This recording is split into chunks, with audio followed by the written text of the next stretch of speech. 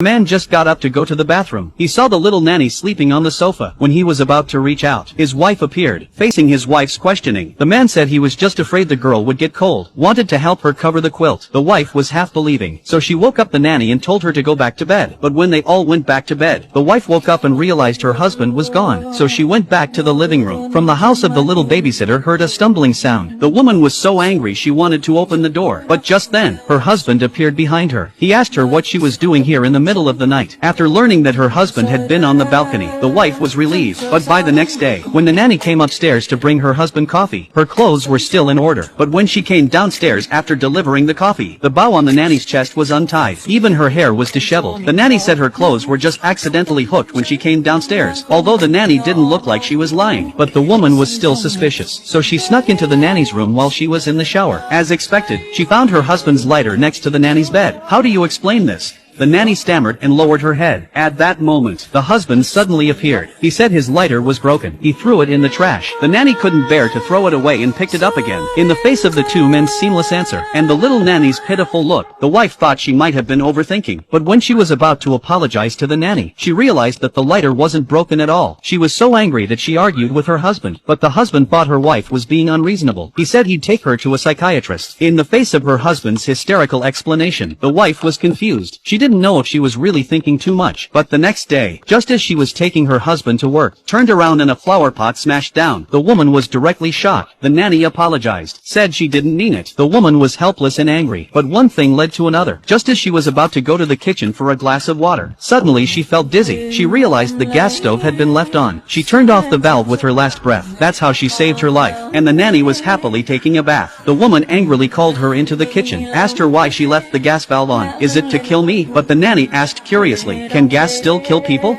I never knew that. In the face of the nanny's answer, the woman was speechless. When the husband returned home, he planned to buy a car for the nanny. The wife couldn't understand why her husband was being so nice to the nanny, so she told her husband about the nanny trying to kill her. She told her husband everything. The husband was stunned for a moment. Then he went to the living room and picked up the phone and called a psychiatrist. He said his wife was crazy. In the face of her husband's behavior, wife completely broke down. For her own safety, she decided to strike first. She broke the chair on purpose. Then she asked the maid to go upstairs to clean the glass. The babysitter didn't think twice, so she stepped on the chair and cleaned the glass.